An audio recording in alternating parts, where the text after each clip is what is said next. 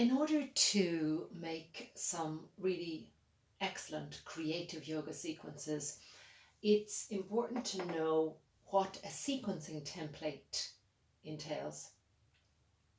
So this is a generic sequencing template for any yoga session, be it a practice or a class you're teaching. The categories that we've put here, or the sections that we've put here, are based on energetic outcomes for each section. These can change depending on the level, the ability, the style of yoga that you're teaching, but as an overall kind of template, this is a really great place to start. After your students come into the room or the Zoom and you've introduced yourself and asked about any injuries, the first thing we usually do is what's called centering.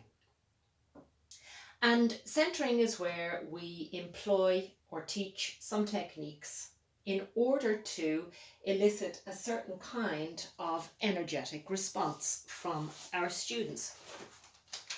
And the energetic response for centering is usually a turning inwards. It can be a internal focus.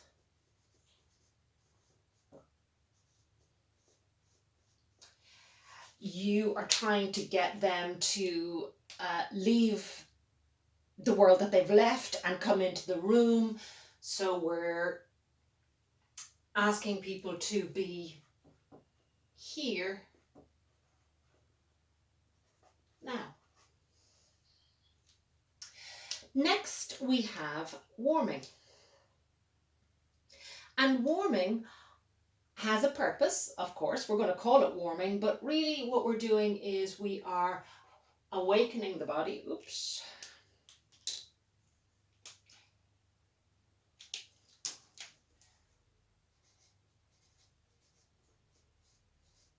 Awakening the body, we're adding breath to movement. We're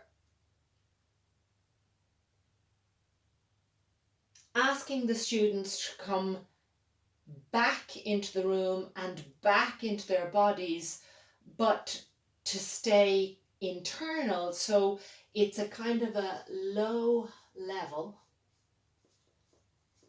and low load energetic output.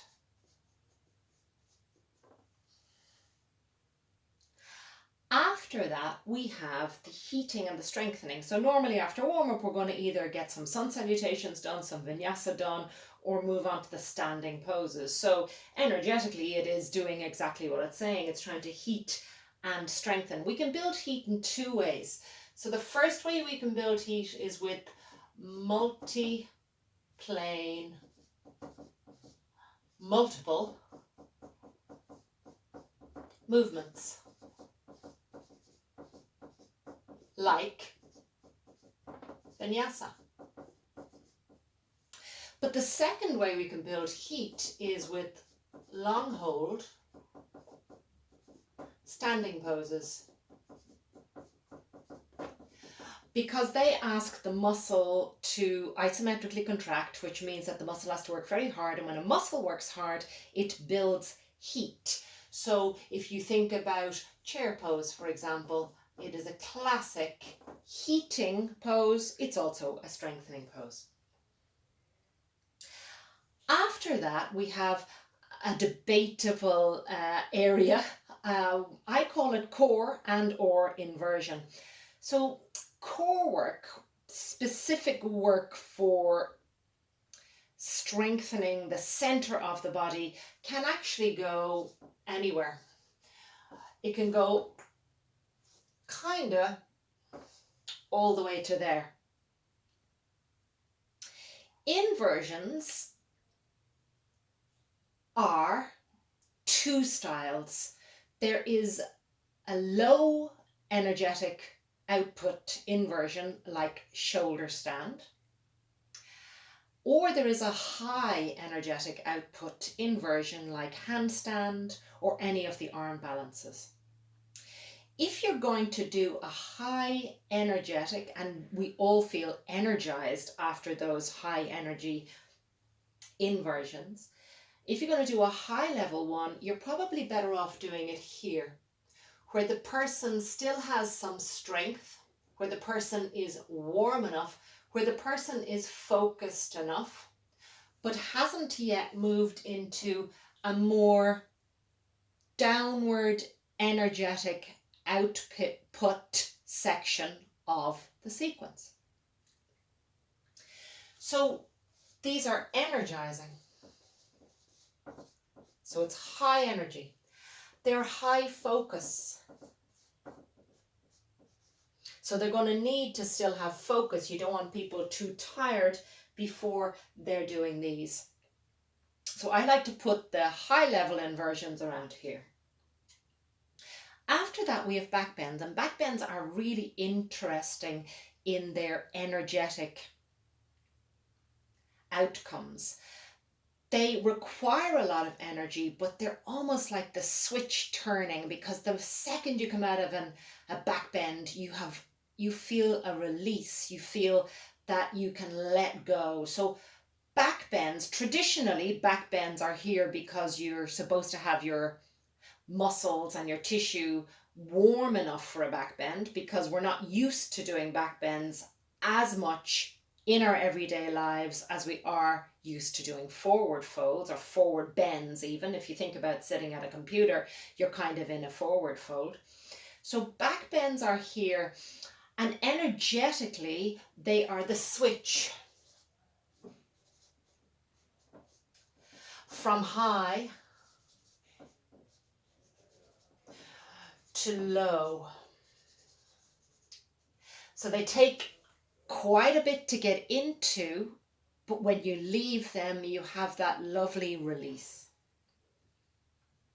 After that, we move to the cooling and the calming phase. And the cooling and the calming phase is when we start to turn inwards again.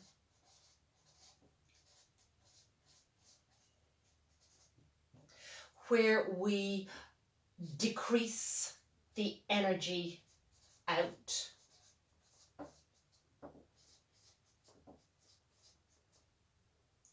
Where we add soothing movements. And we have a low load traveling through the body. So we've usually moved back closer to the floor. Finally, we have the absorption shavasana. And the energetic aim of absorption is to turn fully inwards. Reversal of the senses, or SENCES, reversal of the senses, or, for God's sake, excuse me, SENCES, no, it's not, that seance.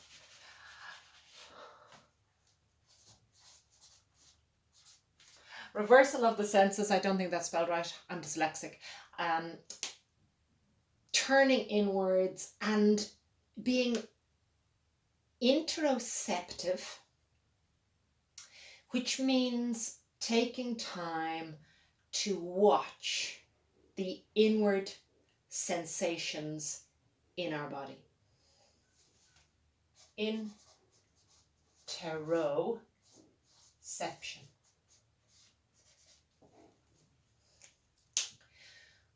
So these are the areas of a general or a generic class template.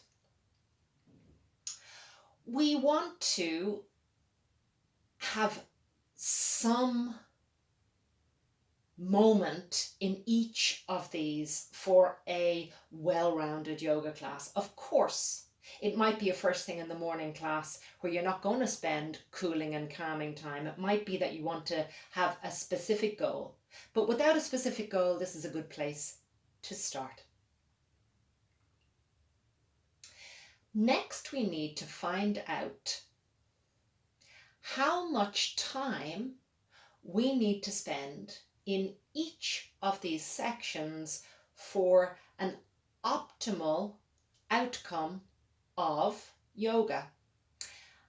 And we would think that the difference between the outcome of yoga and fitness is that at the end of a yoga class, you should feel as if you are being brought into a calmer, more restful, more balanced, energetic state than when you came in.